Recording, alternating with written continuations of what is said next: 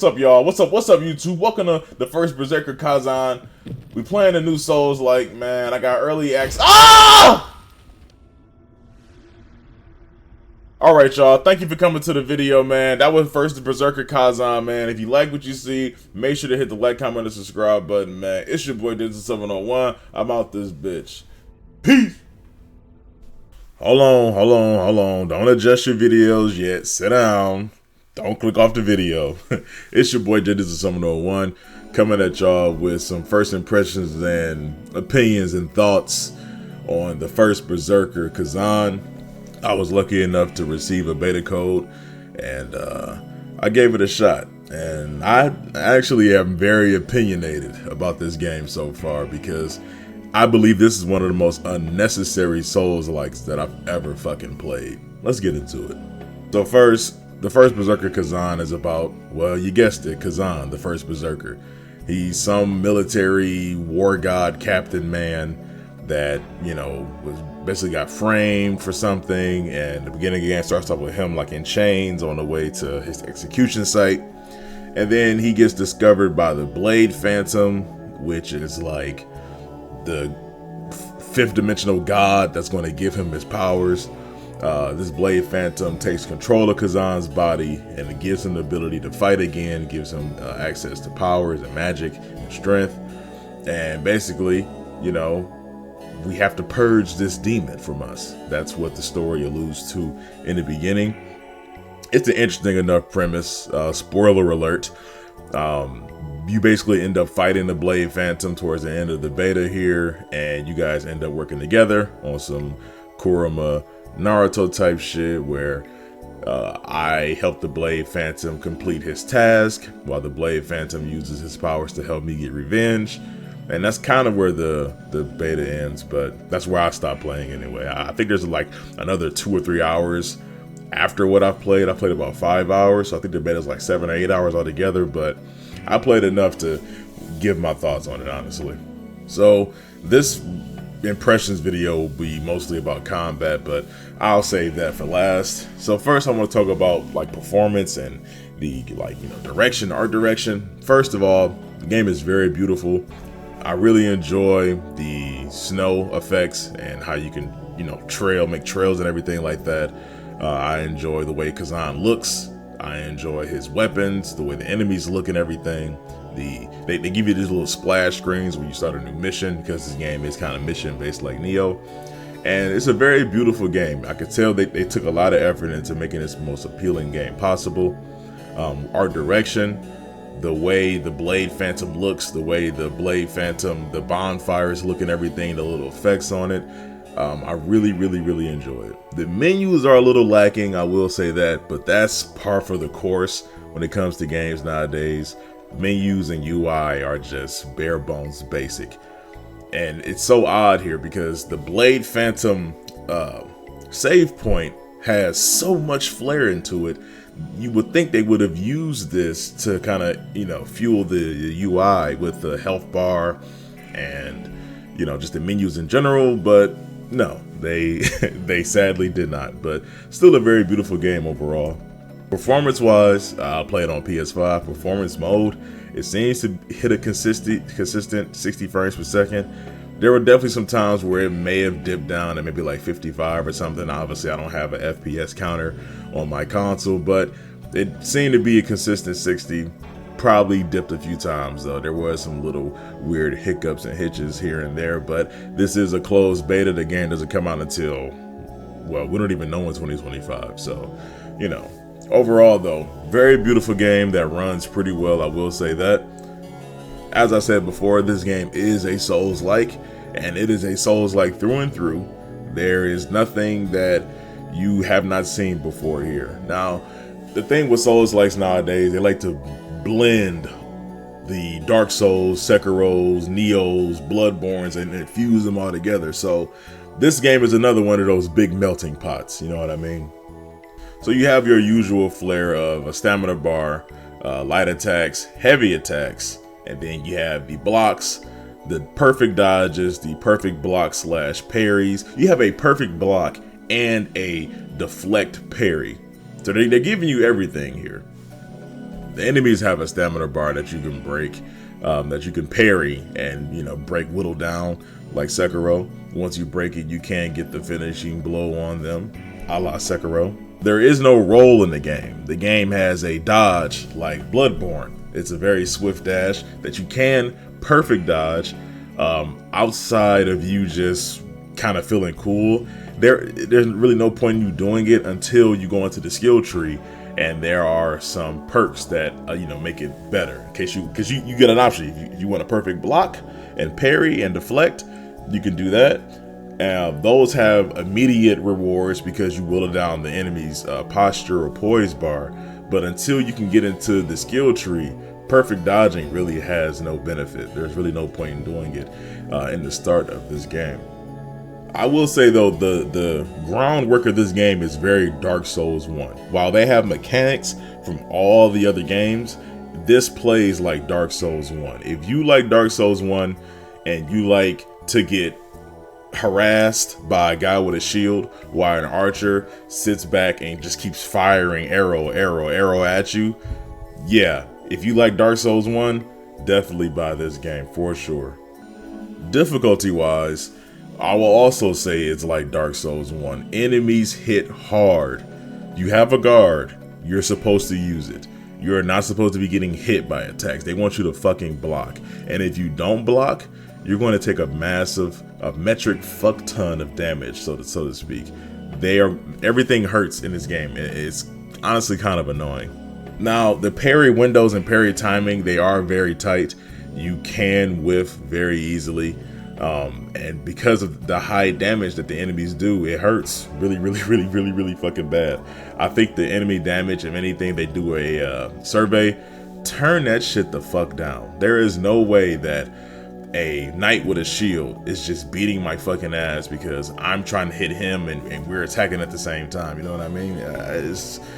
I don't like that.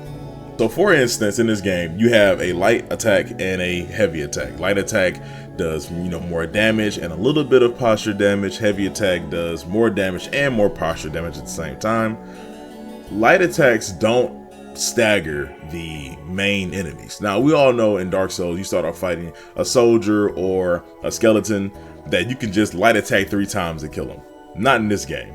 With the archers, you can, but with the sword and shield regular enemies, no. Your light attack, they just shrug it off, and then they fucking punish you for it, and it hurts really bad. So for a large part of this beta here, I was using my heavy attack. It staggered, it did hella poise damage. If they tried to block it, about 2 hits would make them, would do like a guard break. I didn't see a point in using my light attack when this game first started, but I started to parry things as I got a little bit better because I was just scared to get hit. You know what I mean? I was like, well, I have to use the heavy attack to stagger them, and then I have to parry because if I get hit, it hurts really bad. And I only got 3 Estus. I did get some minor healing items akin to those life gems from Dark Souls 2, but they weren't all that great. And the checkpoint system is good. You don't get set too far back. You find enough bonfires, but overall though, these enemies, they will fuck you up. Now that makes you think, you're probably thinking like, oh, well, you probably had some bad gear. Let's get into the gear system really quick. The gear system, because this game is a melting pot, is akin to Neo. Not as bad as Neo as getting a metric fuck ton, I like using this today, a metric fuck ton of equipment bloating your inventory. No, you will just find the same thing, so the same pieces of gear with, you know, 2 to 3 points more in defense. And not different rarities, it'll be the same rarity of light gray. I did find some blue. I did find some like 1 piece or 2 pieces of a set. So they do have sets with set bonuses. And because of that, you can do like mixed sets like Monster Hunter as the game goes on. But for the most part, I found a bunch of gray shit that was, oh, this one has 12 defense. Oh, here we go. There's a new one, 17, 19. And yes, I was finding duplicates with the same amount of defense as I was killing these enemies. So that is very unfortunate. There were some hidden paths in the level where I found some treasure chests that would kind of give you an accessory. It didn't do shit. It wasn't that good. So hopefully when the game kind of comes out all the way, they kind of tweak the drops And, you know, can I get some green? Because I went from gray to blue. I didn't even get a green rarity item. So they're going to need to work on that a little bit. I wasn't really a fan. But let's get into why on the thumbnail I call this game the most unnecessary Souls-like ever. Because at first, for the first like 3 hours I played this thing, I was like, well, you know, this is perfectly fine. The first boss I fought was a Yeti. You know, you had to kind of just dodge and parry and watch out for his attacks. And I was like, well, this is fine. You know, it was a nice little Souls-like, nothing too crazy, nothing new. It was perfectly fine until I got to the second or third mission here. So I'm in these snowy highlands, and this mission you have to, in order to purge the Blade Phantom from your soul, you have to complete the 3 trials of Bantu, I think it was. These 3 trials were Khazan reclaiming his memories and facing his past while also obtaining 3 new weapon types. So you start the game off with dual wielding, which is like the axe and the sword. The second weapon you get is a great sword, and this is a typical great sword where it's slow but strong. You don't really get much poise. You kind of get some hyper armor on your swings, but it's a very slow but strong weapon. You can charge up the heavy strikes. Typical great sword shit. Definitely gave me a lot of Berserk vibes with the sound design. The sound of the sword being lifted from the ground and swinging it. I was like, yeah, this is guts. You guys were inspired by Berserk. I love Berserk. I have to give them kudos for that, for really making you feel like him, even though you're not swinging that bitch at the speed of sound. It still was nice. The second weapon you get is the spear. Typical spear flare, stab, poke, you know, play the long game with them. Spin it around your head for more damage.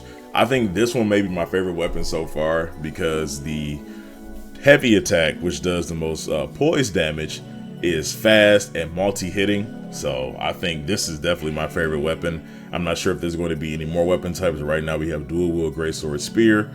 Right now, if I had to rank them, spear, dual wield, greatsword. Greatsword was just a bit too slow. But I had to introduce you guys to the weapons because I want to talk about why this is the most unnecessary Souls-like ever. So, first of all, at the Blade Phantom boss fight, I unlocked the skill tree. Hold your horses, varmint. It's your boy Editing Jones here. I promise I want to stop doing these. Anyway, the skill tree is not unlocked at the Blade Phantom boss fight. It's unlocked a lot earlier in the game. But as you can see, there's level 12 and level 20 parts of the skill tree. At the boss fight, I got the level 12 section, which allowed me to utilize the passive and active skills that I'm going to be talking about. So you get the skill tree a lot earlier, but if you fight more enemies and level up a lot faster, you unlock more sections. I just happened to unlock it at the Blade Phantom fight. Anyway, let's get back to the video and I'm gonna explain how this fucking game didn't need the Souls-like bullshit. With this skill tree, this is how it works. With each weapon you use, you accumulate experience for each weapon. This experience gives you a skill point. They allow you to mix and match your points in all 3 skill trees with all 3 weapons, plus a general tree that allows you to get different perks and allows you to get passive and active skills. Passive skills are skills that allow you to throw a triangle in the middle of your square combo to do an attack that only costs stamina. And this game went from boring Dark Souls 1 Souls-like to a fucking Dark Souls 3 Elden Ring tier Souls-like with just hella flashy moves out of fucking nowhere. And I'm like, what the fuck? You know what I mean? Like, I'll show you some of the shit that you can do, these really flashy ass moves. And so you have these passive skills that add a triangle to your square. I was using the dual wield because that was the fastest for the boss I was fighting. And then you have the ability wheel. So you have R1 and then you have 4 skills mapped to the buttons, and then you have R2 with 4 skills mapped to the buttons. And these are the skills that you're used to seeing from a Berserker in DNF Duel, or just the DNF franchise in general, where they're using the blood and the blood magic to enhance their attacks and everything's all flashy and cool and shit. When I started playing the game, I was already thinking that we don't need a stamina bar for this type of game. I feel like it could still be a Souls-like, but just without the stamina bar and without this equipment system, a la Stellar Blade. Stellar Blade has Souls-like little elements to it, as does Wukong, but I'm more so going to talk about Stellar Blade. Stellar Blade has combos. Stellar Blade has like the guns and everything like that, and they don't have a stupid ass stamina bar. I think this could have been a regular action game. It could have just been a difficult action game like Ninja Gaiden or even like a Devil May Cry, but it did not need to be so entrenched in the Souls-like genre. I really think it's a cop-out for them to just take the bones of Dark Souls 1 and call it a day. When I unlocked the skill tree and everything opened up for me, I was like, no, I was right how I felt when I first started playing this game. This did not have to be a Souls-like. You guys know how to make an action game. You have action game elements right here. I can hit square 2 or 3 times and hit triangle to mix up my combos. I can open up an ability wheel to do special attacks. I can pull out a javelin and throw like blood infused spears, and I have a ranged attack. You know, this does not have to be a Souls-like. It did not have to be at all, especially after unlocking the skill tree. I just feel like we have way too many Souls-likes right now. It's a way oversaturated genre. I know a lot of developers feel like regular action games won't sell, especially if they look at like Visions of Mana, Valkyrie Elysium. You know, Final Fantasy 16 is an outlier, but Square Enix said, oh, this didn't meet our expectations. Neither did Rebirth. So a lot of these developers are like, well, the only action games that sell are Souls-likes. So they're just beating us over the head with this genre type. And I understand all developers are all about money, and I get it, but action games can still sell. If this was like a Ninja Gaiden-esque action game where it was difficult and it had all this skill tree stuff that I was just speaking about and what you see on screen, I'm telling you this game would do fine. I mean, it is a DNF Dungeon Fighter Online genre game. It's a 10-year franchise that has a fan base. I think they would have bought it anyway, but it did not have to be a Souls-like. It's still a fun game. I'm not saying it's not fun. I think it's just unnecessary. It insists upon itself, like fucking Peter Griffin. But no, it's still good, still fun, but the skill tree, I'm like, yo, no. You guys, did you even want to make a Souls-like? Why did you put in this skill tree? And then with the skill points, you can move them around whenever you want. So you can always change your build. You can put all the points onto dual wield. Oh, I don't want to do that. I'm fighting a slower boss. I need power. Put everything on greatsword. You can kind of switch it around. You know what I mean? So it's still a very fun game. I'm not going to buy it day 1, day 3, month 5 because I'm burnt out on Souls-likes, but when I got the invite, I wanted to give it a shot just to see what they're going to be doing differently, and it is different, and you guys are going to love this game. You guys are going to love it. You're going to love it because it blends normal action game combat with the Souls-like bones and progression. You know what I mean? And I think it's a perfect combo. But these developers, please, I'm begging you. The children yearn for Ninja Gaiden. The children yearn for Devil May Cry. If these developers didn't, then you guys wouldn't be putting shit like this in the game. But just hopefully somebody can hear me out. We still get action games here and there, but with a game like this, with the budget the way it is, with the source material, this is a far cry from the source material. The source material is a fucking beat 'em up. With all the things that the source material does, it does not lend itself to the Souls-like genre.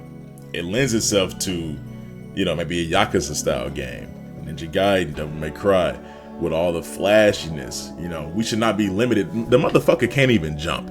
You know what I mean? Don't limit yourselves, developers. I understand these games are the ones that make money, but I'm telling you, people are burnt out. We can't tell because the Souls-like still sells well, but a revolutionary action game that's not a Final Fantasy, because those fucking nerds are annoying, can still make money. That's my point here. Please stop making Souls-likes, please, and stop making them kind of good because I want to play them. I would like to play this game because I know he's going to get crazier moves as time goes on, but I don't want to suffer through this. The parry system and everything, I already knew how to do it because I played all the other Souls-likes. I played a little bit of Sekiro. I played enough other clones with parry mechanics that the timing and everything for this game, it was easy for me. It didn't take much at all for me to get it. But yeah, those are my thoughts here on the first Berserker Khazan. I think it's a very good game that you guys are going to love, and I'll be sitting there watching you guys love it and not playing it, wishing I had something else. Either way, I definitely think this game is worth picking up if you are a fan of Dark Souls 1, like I said. If you are not a fan of Souls games and you are burnt out, stay away. Stay away. Anyway, thank you guys for watching. If you liked the video, make sure to like, comment, and subscribe. Are you burnt out on Souls likes? Let me know in the comments again. It's your boy Digit701, and please enjoy this boss fight footage because he was hard as fuck, and I want to show you guys my supreme victory. See y'all in the next one. Peace!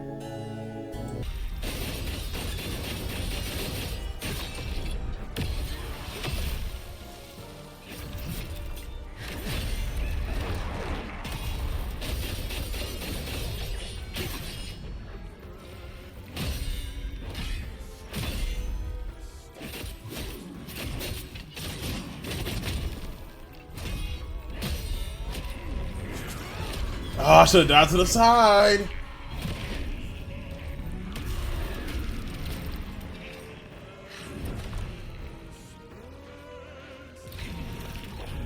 Dragon Ball Daima. From what we know so far, Goku and them got turned back into kids, and some evil nigga did it. We just don't know why.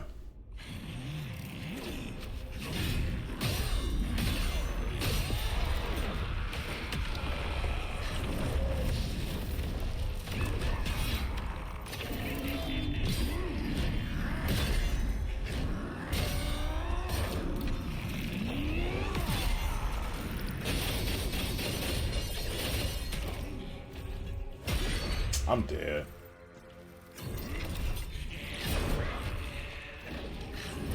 Yeah, new show, yeah.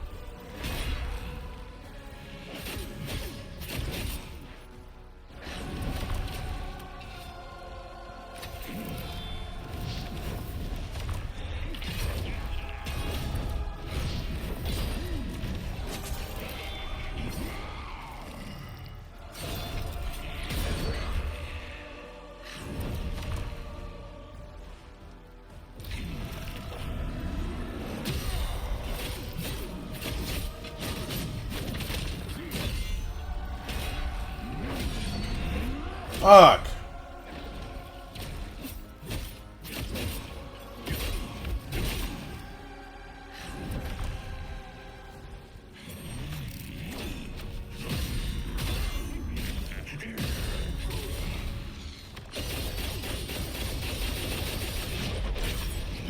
Let's go. Let's go.